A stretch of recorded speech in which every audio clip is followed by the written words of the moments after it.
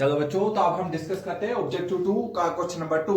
यहां पर आप देखिए सी वेक्टर बराबर है A vector plus B vector. That mean C vector हमारे पास क्या हो गया, ए और बी वेक्टर का रिजल्टेंट हो गया है। ठीक है, तो ये क्वेश्चंस के ऑप्शन डिस्कस करने से पहले मैं इसके पीछे जो कंसेप्ट लगेगा वो आपको एक बार समझाना चाहता हूं। तो आपको पता होना चाहिए दैट मीन जो रिजल्टेंट होता है उसकी वो एक रेंज फॉलो करता है। क्या करता है, एक रेंज फॉलो करता है। सर कौन सी रेंज, वो ए वेक्टर प्लस बी वेक्टर, इन दोनों का मॉड, ए का मॉड प्लस बी का मॉड, ए का मॉड प्लस बी का मॉड, यानी कि ए का मैग्नीट्यूड प्लस बी का मैग्नीट्यूड या तो उसके बराबर होगा या उससे छोटा होगा, या उसके बराबर होगा या उसके छोटा होगा। सिमिलरली मॉड ऑफ ए का मैग्नीट्यूड माइनस बी का मैग्नीट्यूड, उसका मॉड लेना है। ठीक है, या तो उसके बराबर होगा या उससे बड़ा होगा, या उसके बराबर होगा या उसके बड़ा होगा।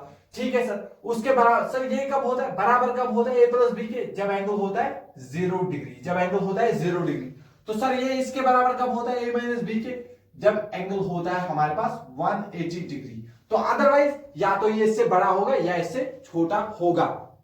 तो पहला ऑप्शन हमें क्या कह रहा है, पहला ऑप्शन अगर आप ध्यान से देखोगे कह रहा है जो सी है, दैट मींस जो हमारे पास मैग्नीट्यूड ऑफ सी, यानी कि मैग्नीट्यूड सी क्या है यहां पे, सर सी है रिजल्टेंट। दैट मींस कह रहा है जो रिजल्टेंट है वो हमेशा ए से बड़ा होगा। तो ये स्टेटमेंट गलत है। हो सकता है वो ए के बराबर हो या ए से बड़ा हो, लेकिन हमेशा होगा, ये गलत है। तो सर कैसे गलत है, आप देख लीजिए। फॉर एग्जाम्पल अगर मैं एक वेक्टर आगे ले लूं, एक वेक्टर ए को आगे लेता हूं 5 आई कैप, और बी को मैं पीछे लूंगा, सर कितना, -5 आई कैप, -5 आई कैप, 5 आई कैप आगे और बी है -5 कैप पीछे। सर इनका रिजल्टेंट अगर मैं निकालूंगा, सर एक आगे एक पीछे दोनों कैंसिल हो जाएंगे। सर सी वेक्टर क्या मिलेगा, 0। सर सी वेक्टर का मैग्नीट्यूड क्या मिलेगा, 0। दैट मींस इन दोनों का रिजल्टेंट क्या मिल गया, 0।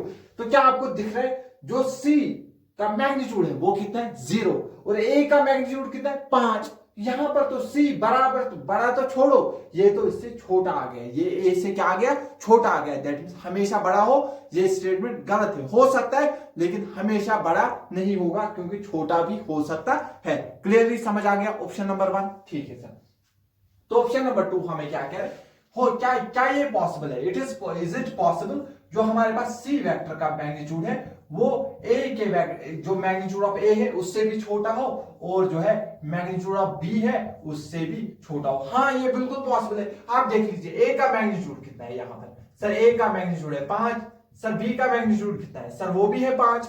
तो सर रिजल्टेंट का मैग्नीट्यूड कितना है, सर रिजल्टेंट आ गया 0।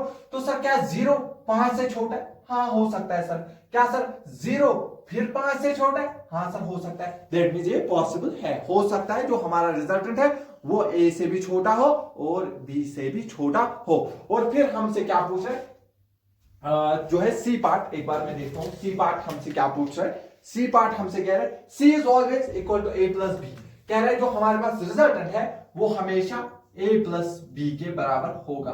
तो इससे ऑलवेज बोला, इसलिए स्टेटमेंट गलत हो जाएगा। अगर मे भी बोला होता तो सही होता। ए प्लस बी कब आता है, जब एंगल 0 डिग्री होता है, जब ये दोनों वेक्टर एक ही डायरेक्शन में होता है तभी सिर्फ ए प्लस बी आता है। ये इसकी मैक्सिमम वैल्यू होती है, समझ आ गया। ये हमेशा ए प्लस बी के बराबर नहीं आता है, इसलिए ये ऑप्शन गलत हो जाएगा।